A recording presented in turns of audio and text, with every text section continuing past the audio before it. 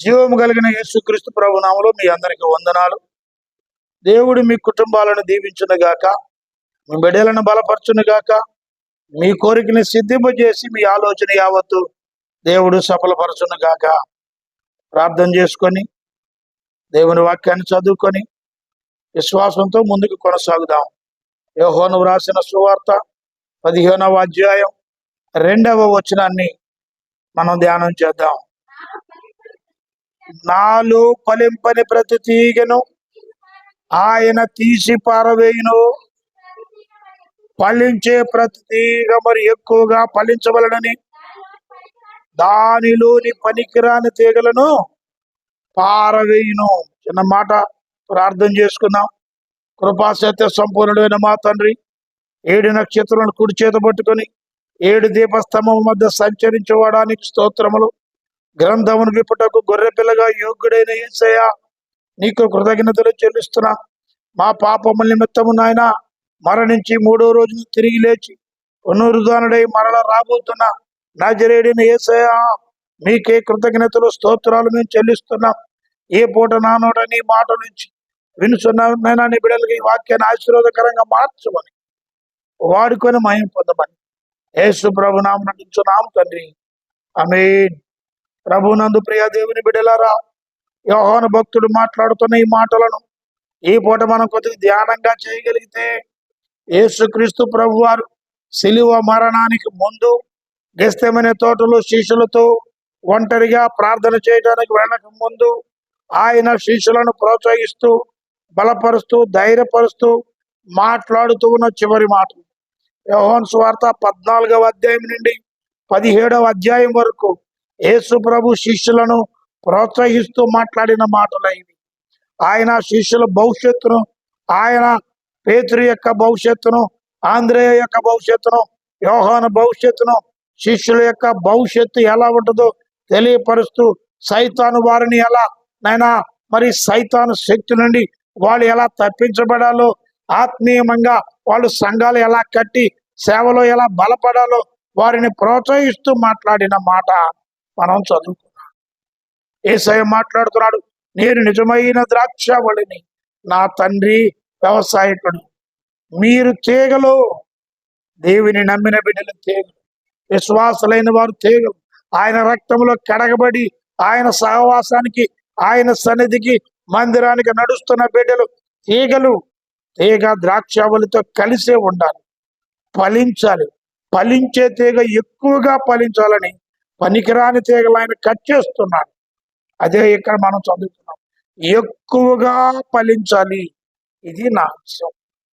నీ కుటుంబంలో నీవు అనుకుంటావు, నేను ఫలించాలి, అందరికంటే గొప్పగా అభివృద్ధి చెందాలి, నా బిడ్డలు అందరికంటే గొప్ప వాళ్ళుగా ఉండాలి, నేను గొప్పదానిగా ఉండాలి, గొప్ప అధికారం నాకు రావాలి, గొప్ప ఉద్యోగం నాకు రావాలి, గొప్ప ఆస్తి నాకు రావాలి, సంఘంలో, సమాజంలో, కుటుంబంలో, మందిరంలో అందరూ కూడా నన్ను గొప్ప వాళ్ళు అనుకోవాలి అని ప్రతి మానవుడు ఆశపడతాడు. ఆశపడతాం తప్పు కాదు, కానీ ఆ ఆశ తీర్చుకోవటానికి యేసు ప్రభువే మార్గం అని గ్రహించాలి. నీవు ఫలించాలి అంటే, ఎక్కువగా ఫలించాలి అంటే యేసయ్య దగ్గరికి రావాలి, ప్రార్థన చేయాలి, వాక్యాన్ని వినాలి, వాక్యానుసారంగా ప్రవర్తించాలి. ఎక్కువగా ఫలించాలంటే 2 సూత్రాలు నేను మీతో మాట్లాడతాను. ఎక్కువగా నీ కుటుంబంలో, నీలో, నీ బిడ్డల జీవితాల్లో ఎక్కువ ఫలం రావాలంటే దేవుని వాక్యానుసారంగా 2 సూత్రాలు నేను మీతో మాట్లాడతాను. మత్తయి సువార్త 10వ అధ్యాయం 37వ వచనం. తండ్రినైనను తల్లినైనను నాకంటే ఎక్కువగా ప్రేమించువాడు నాకు పాత్రుడు కాడు. కుమారునైనను కుమార్తెనైనను నాకంటే ఎక్కువగా ప్రేమించువాడు నాకు పాత్రుడు. దీని అర్థం ఏంటి? యేసుక్రీస్తు ప్రభు వారు తండ్రిని ప్రేమించొద్దు అంటున్నాడా? తల్లిని ప్రేమించొద్దు అంటున్నాడా? లేదు. కుమారుని ప్రేమించొద్దు అంటున్నాడా? కుమార్తెని ప్రేమించొద్దు అంటున్నాడా? లేదు. ఆయన ప్రేమించొద్దని చెప్పడం కారణం ఏంటి? యేసు అంటేనే ప్రేమ స్వరూపి. ఆయనే మొదట మనల్ని ప్రేమించాడు. ప్రేమించటం అనేది నేర్పించిందే యేసయ్య. అసలు ప్రేమ అంటేనే యేసయ్య. ఆయన శత్రువుని సైతం ప్రేమించమన్నాడు. మీ కొరకు ఎవరైతే మిమ్మల్ని హింస పెడుతున్నారో వారి కొరకు ప్రార్థించమన్నాడు. శత్రువుని ప్రేమించండి, హింసించే వారి కొరకు ప్రార్థన చేయుడని కొండమీద ప్రసంగంలో చెప్పాడు. సెలువులో కూడా ఆయన హింస పెట్టిన వారిని, ఆయన కొట్టిన వారిని, తిట్టిన వారిని ఆయన ప్రేమించాడు. ఆయన జీవితం అంతా కూడా పాపులను ప్రేమించాడు, కానీ పాపాన్ని మాత్రం ద్వేషించాడు. ఆయన ప్రేమ స్వరూపి గనక ఇప్పుడు ప్రేమించొద్దని ఎట్లా చెప్తాడు? కానీ ఆయన చెప్పింది ఏంటంటే, మొదటిగా మనం దేవుడిని ప్రేమించాలి. దేవుణ్ణి ఎంత ఎక్కువగా ప్రేమిస్తావో అంత ఎక్కువగా నువ్వు ఫలిస్తావు. నువ్వు ఎక్కువ ఫలించాలంటే నీ కుటుంబం, నీ బిడ్డలు, నువ్వు చేసే పని ఎక్కువగా ఫలభరితంగానే ఉండాలి అంటే దేవుని నువ్వు ఎక్కువగా ప్రేమించాలి. ఆయన్ని పూర్ణ హృదయంతో ప్రేమించాలి, పూర్ణ మనసుతో ప్రేమించాలి, పూర్ణ వివేకంతో ప్రేమించాలి. నిన్ను వలె నీ పొరుగు వారిని ప్రేమించమని చెప్పిన కొత్త నిబంధనలు ఉన్న 2 ఆజ్ఞలు, ప్రధానమైన ఆజ్ఞలు, ముఖ్యమైన ఆజ్ఞలు, వాటిని పాటించాలి. ప్రేమించడం నేర్చుకోవాలి. అది కూడా తల్లి కంటే ఎక్కువగా, తండ్రి కంటే ఎక్కువగా, అన్నదమ్ముల కంటే ఎక్కువగా, ఈ లోకంలో ఉన్న వాళ్ళందరికంటే, స్నేహితుల కంటే, ఉద్యోగం కంటే, పని కంటే, అన్నిటికంటే ఎక్కువగా ముందు ప్రేమ దేవునికి చూపాలి. యోహాను సువార్త 21వ అధ్యాయం 15వ వచనంలో యేసుక్రీస్తు ప్రభు శిష్యులతో మాట్లాడుతున్న ఒక మాట ఈ ప్రేమను గురించి ఉంది. వారు భోజనం చేసిన తరువాత యేసు సీమోను పేతురును చూచి, యోహాను కుమారుడైన సీమోను, వీరి కంటే నీవు నన్ను ఎక్కువగా ప్రేమించుచున్నావా అని అడగగా, అతడు, అవును ప్రభువా, నేను ప్రేమించుచున్నానని నీవే ఎరుగుదు అని చెప్పాను. యేసు ప్రభువుకి మహిమ కలుగును గాక.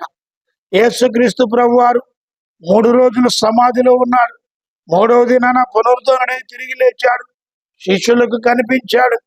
మరలా పేతురు గారు యేసయ్య కనపడలేదని సముద్రంలో చేపలు పడటానికి వల తీసుకొని తన 10 మందితో వెళుతున్నప్పుడు గలిలయ సముద్రం దగ్గర మొదటిలో యేసయ్య ఏ సముద్రం దగ్గర అయితే పేతురుని పిలిచాడు అదే సముద్రం దగ్గరికి వెళ్ళాడు పేతురు. మరలా యేసయ్య వెళ్ళి వారిని తీసుకొచ్చి వాళ్ళకి రొట్టెలు పెట్టి, కాల్చిన చేపలు పెట్టి వాళ్ళు భోజనం చేసిన తర్వాత అందరి ముందు కూర్చున్నాక యేసు ప్రభు పేతురుని ప్రశ్నించడం మొదలుపెట్టాడు. యోహాను కుమారుడైన సీమోను, నీవు నన్ను వీరందరికంటే ఎక్కువగా ప్రేమిస్తున్నావా? నీవు ఎక్కువగా ఫలించాలి అంటే, నీ కుటుంబంలో ఎక్కువ ఫలం కావాలంటే, నీ బిడ్డలు, మనవాళ్ళు, మనవరాలు, కోడళ్ళు, కొడుకులు, నీ జీవితమే ఎక్కువగా ఫలభరితంగా ఉండాలి అంటే నువ్వు దేవుణ్ణి ఎక్కువగా ప్రేమిస్తున్నావా? పేతురు అన్నాడయ్యా, నీకే తెలియను, నా గొర్రె పిల్లలను కాయము. మళ్ళా 2వసారి అడుగుతున్నాడు, యోహాను కుమారుడైన సీమోను, వీరందరికంటే ఎక్కువగా ప్రేమిస్తున్నావా? ప్రభువా, నీకు తెలియను అన్నప్పుడు, నా గొర్రె పిల్లలను మేపుమన్నాడు. మొదటిసారి గొర్రెలను కాయమన్నాడు, 2వసారి గొర్రె పిల్లలను మేపుమన్నాడు. వదిలిపెట్టలేదు. మరలా 3వసారి అడిగాడు.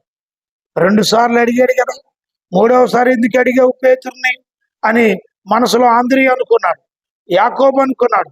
పేతురు కూడా బైబిల్లో చెబుతున్నది, పేతురు వ్యసనపడి, అవునండి మనుషుడు కదా, ఇంతమందిలో నన్నే గుచ్చి అడగాల్సిన అవసరం ఏంటి? యేసయ్య నా హృదయాన్ని ఎరిగిన వాడు కదా, సరే యేసు ప్రభు దేవుడు గనుక మాట్లాడదాంలే అనుకొని, అయ్యా అది నీకే తెలియననగా యేసు ప్రభు అన్నాడు, గొర్రెలను కాయము. దేవుడు పేతురు చెప్పినటువంటి మాట గొర్రెలను కాయము.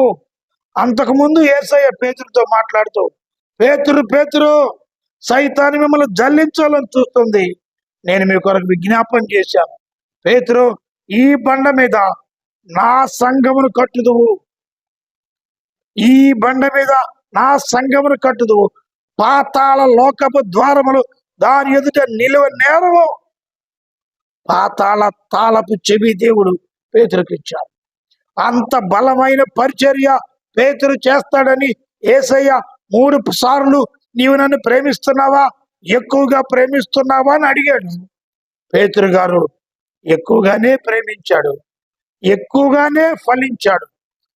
మేడగదిలో 10 రోజులు ఉపవాసం ఉండి ఆత్మను పొందుకొని పరిశుద్ధాత్మ శక్తి చేత యెరూషలేము పట్టణాన్ని కదిలించాడు. పట్టణము కదిలి వచ్చింది. 3000 మంది ఒక ప్రసంగం, 5000 మంది మరొక ప్రసంగం. పేతురు సంఘం ప్రబలినది, సంఖ్య పెరిగింది. ఫిలిప్పు ఆ యొక్క సంఘాలలో గొప్ప గొప్ప వాళ్ళు కూడా ప్రభు పరిచర్యలో గొప్ప వాళ్ళు అయ్యారు. చివరికి పేతురుని హతసాక్షి అయ్యాడు.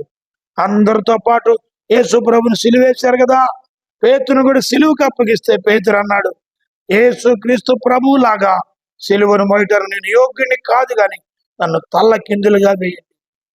కారణం, అతడు దేవుణ్ణి ఎక్కువగా ప్రేమించాడు. నువ్వు ఎక్కువగా ప్రేమిస్తే నీవు ఆశీర్వదించబడతావు. ఎంత తక్కువగా ప్రేమిస్తే అంత తక్కువగా ఫలిస్తావు. ఎక్కువ ఫలించాలని దేవుడు కోరుతున్నాడు. నా బిడ్డలు దరిద్రంగా ఉండాలని కోరడు, నా బిడ్డలు తక్కువలో ఉండాలని కోరడు. నువ్వు కోరుతావా? నీ బిడ్డలు నీకన్నా తక్కువలో ఉండాలని నువ్వు కోరుతావా? లోక సంబంధమైన తల్లి తండ్రిని నీవే నీ బిడ్డల స్థాయి తగ్గకూడదని కోరుకున్నప్పుడు ఆయన పరలోకపు తండ్రి, న్యాయవంతుడైన దేవుడు, నీ కొరకు ప్రాణం పెట్టినవాడు, త్యాగశీలి, ప్రేమ స్వరూపి, జాలి, దయ, కరుణ, వాత్సల్యత కలిగిన దేవుడు ఎట్లా ఊరుకుంటాడు? నీవు ఎక్కువగా ఫలించాలని ఆయన ఆశపడుతున్నాడు. అందుకు నువ్వు చేయవలసినది మొదటి పని, మొదటి సూత్రం, వాక్యానుసారంగా నువ్వు దేవుణ్ణి ప్రేమించాలి. రెండవది చూద్దాం. లూకా సువార్త 7వ అధ్యాయం 43వ వచనం తర్వాత 45వ వచనం. అందుకు సీమోను, అతడు ఎక్కువగా ఎవరిని క్షమించును వాడే అని నాకు తోచుచున్నదని చెప్పగా ఆయన, నీవు సరిగా యోచించగలతో చెప్పి 47వ వచనం, ఆమె విస్తారంగా ప్రేమించను గనుక ఆమె విస్తార పాపములు క్షమించబడినవి. నీతో దేవునికి మహిమ కలుగును గాక. ప్రియులారా, ఈ వాక్యాన్ని మనం జాగ్రత్తగా గమనిస్తే డాక్టర్ లూకా గారు పరిశీలనగా ఈ వాక్యాలు రాశాడు. యేసుక్రీస్తు ప్రభు వారిని పరిసయ్యుడైన సీమోను భోజనానికి పిలిచాడు. ఆయన పరిసయ్యుడు, యేసు ప్రభు యూదుడు. పరిసయ్యులు యూదులతో సాంగత్యం చేయరు, పలకరు కూడా. ఆ దినాల్లో అలా ఏర్పడింది. అయినా భోజనానికి పిలిచాడు కానీ కనీస మర్యాద చేయలేదు. యేసు ప్రభుని అగౌరవపరిచినట్టుగా ఉన్నది. యేసు ప్రభు యూదుడు గనక కాళ్ళు చేతులు కడుక్కొని వెళ్ళాడు. టవల కూడా ఆయన ఇయ్యలేదు, ఆయనే తుడుచుకున్నాడు, కూర్చున్నాడు భోజనానికి. ఆ ఊరిలో డాక్టర్ లూకా గారు రాశాడు, పాపాత్మురాలు అని రాశాడు. ఆమె పేరు రాయలేదు. పాపాత్మురాలైన స్త్రీ పరుగున పరిగెత్తుకుంటూ వచ్చి, ఏడ్చుకుంటూ వచ్చి యేసయ్య పాదాల మీద పడి తన కన్నీళ్లతో యేసయ్య పాదాలు కడుగుతూ ఉన్నది. యేసయ్య పాదాలను కళ్ళ నీళ్లతో కడుగుతూ ఉన్నది. ఏడుస్తుంది. ఎంతసేపు ఏడ్చిందో. తల వెంట్రుకలు తీసుకొని ఆయన కాళ్ళు దుడుస్తుంది, ఆయన పాదాలు ముద్దు పెట్టుకుంటుంది.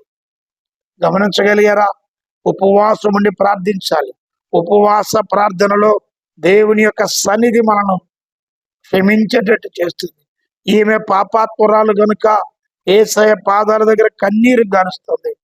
యేసయ్య కోసం ఆమె తన కన్నీళ్లను ధారపోసింది. కన్నీళ్లు కారిస్తే దేవుడు మన కన్నీటిని కవిలలో ఉంచుతాడని గ్రంథం చెబుతుంది. సీమోన్ అంటున్నాడు, మనసులో అనుకుంటున్నాడు, ఈయన నిజంగా బోధకుడా, ఈయన నిజంగా దేవుడా, ఈయన నిజంగా పరిశుద్ధుడా? ఒక పాపాత్మురాలు దుర్మార్గాలు వచ్చి కాళ్ళు పెట్టుకొని ముద్దు పెట్టుకుంటే చీపోని తరమవలసింది పోయి ఈయన దిట చేస్తున్నాడు, ఈయన నిజంగా దేవుని కుమారుడా పరిశుద్ధుడని అనుమానం వచ్చింది. హృదయ రహస్యాన్ని ఎరిగిన దేవుడు, సీమోను నీకు ఒక ఉపమానం చెప్పాలయ్యా అన్నాడు. చెప్పు ప్రభు అన్నాడు. ఒక యజమానుడు ఉన్నాడు. యజమానికి 2 దాసులు ఉన్నారు.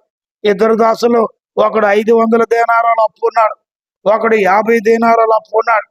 ఆ యజమాని ఇద్దరిని పిలిపించి మీ బాకీ తీర్చండి అన్నాడు. వాళ్ళు తీర్చలేమని నెత్తి నూరు కొట్టుకున్నారు. భార్యనైనా అమ్మి, పిల్లలనైనా అమ్మి, ఇల్లైనా స్థలమైనా మీరు ఎట్ట చేస్తారో నాకు తెలియదు, కానీ నా అప్పు నాకు తీర్చాల్సిందే అని గట్టిగా పట్టు. అప్పుడు వాళ్ళిద్దరూ యజమాని కాళ్ళ మీద పడి ఏడ్చి, అయ్యా తప్పు అయిపోయింది, మమ్మల్ని క్షమించు, కొంత గడువీమన్నప్పుడు ఆ యజమానుడు ప్రేమ కలిగిన వాడు కనుక, జాలి కలిగిన వాడు కనుక ఇద్దరిని క్షమించాడు. యేసయ్య సీమోనుతో అంటున్నాడు, ఈ ఇద్దరిని క్షమించాడు కనుక ఈ ఇద్దరిలో ఎక్కువగా క్షమించబడిన వారు ఎవరు అన్నప్పుడు 500 దేనారాలు వాడే అన్నాడు సీమోను. సరిగా ఉత్తరం ఇచ్చావు. ఇగో ఈ మగ్దలైనా కూడా అంతేనన్నాడు. ఈమె విస్తారంగా నన్ను ప్రేమించదు కనుక ఈమె విస్తార పాపములో క్షమించబడి. సీమోను, నీ ఇంటికి వచ్చాను, నీవు నాకు నీళ్ళు ఇవ్వలేదు. నీ ఇంటికి వచ్చాను, నన్ను ముద్దు పెట్టుకోలేదు. నీ ఇంటికి వచ్చాను, నేను మర్యాద నువ్వు చేయలేదు. ఈమె అలా కాదు. ఈమె కన్నీళ్లతో తొడవటం మానలేదు, ముద్దు పెట్టుకొనటం మానలేదు. ఈమె విస్తారంగా ప్రేమించిందని ఈమె క్రియలే చెబుతున్నాయి.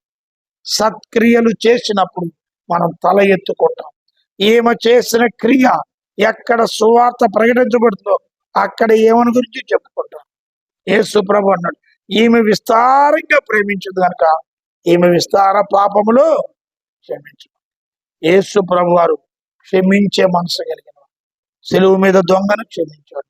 సిలువలో యేసయ్య మాట్లాడుతూ మొదటి మాట, తండ్రి వీరేం చేస్తున్నారు, వీరేరు గారు వీరిని క్షమించమని. ఆయన తిట్టిన వారిని క్షమించాడు, కొట్టిన వారిని క్షమించాడు, ఆయన నేరస్తులను క్షమించాడు. ఆయన దగ్గరకు వచ్చి క్షమాపణ అడిగిన ప్రతి ఒక్కరిని కూడా ఆయన క్షమించినట్లుగా మనం బైబిల్ గ్రంథంలో చూస్తాం.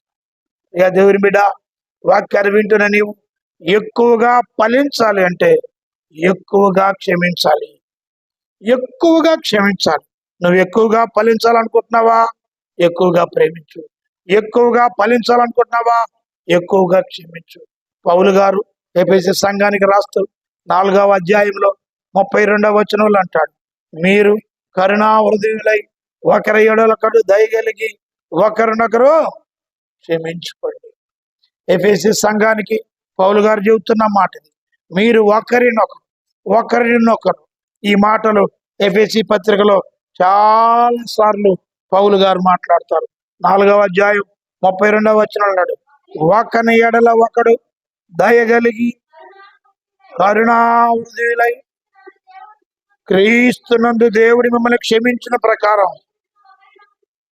అవునండి, పౌలు భక్తుడే యేసయ్య మాట చెప్తున్నాడు, మీరు క్షమించండి. మనం కూడా పరలోక ప్రార్థన చేస్తాం. క్రైస్తవులందరూ పరలోక ప్రార్థన చేస్తారు. మత్తయి సువార్త. ఈ పరలోక ప్రార్థనలో ప్రభు ఏం నేర్పాడు? నేను రుణములను క్షమించిన ప్రకారం నా రుణములను క్షమించు. అక్కడ యేసయ్య అంటాడు, మత్తయి సువార్త 6వ అధ్యాయం 15వ వచనం. మత్తయి సువార్త 6వ అధ్యాయం 15వ వచనం, మీరు మనుషుల అపరాధములను క్షమించకపోయిన యెడల మీ తండ్రియు మీ అపరాధములను క్షమించడు. అవునండి, మనమే క్షమించకపోతే దేవుని బిడ్డలని పేరు చెప్పుకుంటున్నాం మనం, యేసయ్యను నమ్మామని చెప్పుకుంటున్నాం మనం, ప్రార్థన చేస్తున్నాం మనం. మనమే క్షమించకపోతే, మనలోనే క్షమాపణ గుణం లేకపోతే దేవుడు మనల్ని ఎలా క్షమిస్తాడు? కనుక మనం ఎక్కువగా ప్రేమించాలి, ఎక్కువగా క్షమించాలి. అప్పుడే మనం ఎక్కువగా ఫలిస్తాం. ప్రభు ఈ మాటను దీవించి ఆశీర్వదించును గాక. ఆమేన్. ప్రార్థన చేసుకుందాం. ప్రేమ గురి తండ్రి, కృప కలిగిన మా ప్రభువా, మా రక్షణకర్త, మా విమోచకుడానికి స్తోత్రాలు. ఫలించాలని మేము అనుకుంటున్నాం, ఎక్కువగా ఫలించాలని మీరు అనుకుంటున్నారు. ఎక్కువగా ఫలించాలంటే ఎక్కువగా ప్రేమించాలి, ఎక్కువగా క్షమించాలి. ఈ అనుభవాన్ని మీరు మాకు అనుగ్రహించినందుకు వందనాలు. మీరే విన్న బిడ్డలను దీవించి ఆశీర్వదించి మేలుతో నింపమని, వారిని ఎక్కువగా ఫలింపు దయచేయమని మా మనవులు మా ప్రభు రక్షకుని నేసైనాం ప్రార్థించి అడిగి వేడుకొంటున్నాము తండ్రి. తండ్రి అయిన దేవుని ప్రేమ, కుమారుడైన యేసు కృప, పరిశుద్ధాత్మ దీవెన, సన్నిధి సహవాసం మీ అందరికి తోడై ప్రభు నడుపును గాక. వందనాలు.